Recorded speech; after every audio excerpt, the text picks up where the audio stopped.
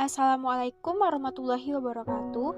Di sini saya akan menjelaskan tentang materi kondisi ekonomi masa demokrasi liberal.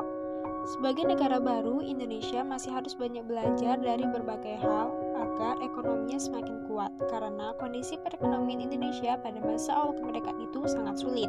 Setelah mendapat pengakuan kedaulatan dari Belanda, pemerintah Indonesia langsung dihadapkan pada masalah ekonomi yang berat, yaitu meningkatnya nilai utang Indonesia, baik utang luar negeri maupun utang dalam negeri. Di antara hutang tersebut, di dalamnya ada hutang sebagai ganti rugi dari peperangan yang dilangsungkan antara Indonesia dengan Belanda. Adapun beberapa faktor yang menyebabkan lemahnya ekonomi Indonesia, yaitu bangsa Indonesia menanggung beban ekonomi dan keuangan seperti yang telah ditetapkan dalam KMB. Beban tersebut berupa utang luar negeri sebesar 1,5 triliun rupiah dan utang dalam negeri sejumlah 2,8 triliun rupiah. Indonesia hanya mengandalkan dua jenis ekspor hasil bumi, yaitu pertambangan minyak serta pertanian dan perkebunan. Tidak hanya itu, masih terbatasnya sumber daya manusia Indonesia yang mengerti soal perekonomian, serta pemerintah kolonial Belanda tidak mewarisi nilai-nilai yang cukup untuk mengubah sistem ekonomi kolonial menjadi sistem ekonomi nasional.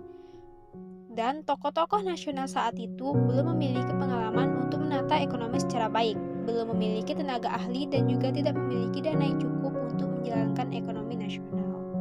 Faktor selanjutnya berkaitan dengan kondisi keamanan negara saat itu, yaitu terjadi berbagai permasalahan dalam negeri yang semakin memperburuk kondisi ekonomi nasional, misalnya masalah gerakan separatis. Masalah keamanan ini ternyata berpengaruh di produksi komoditas yang ada di Indonesia, khususnya di pedesaan.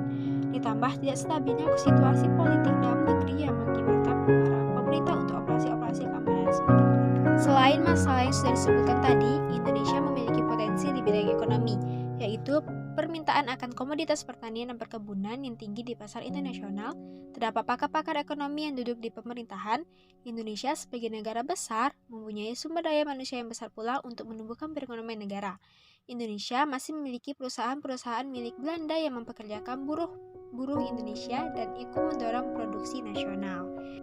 Itulah beberapa faktor permasalahan dan potensi yang ada pada masa demokrasi liberal. Demikian, hanya itu yang dapat saya jelaskan. Saya akhiri. Wassalamualaikum warahmatullahi wabarakatuh.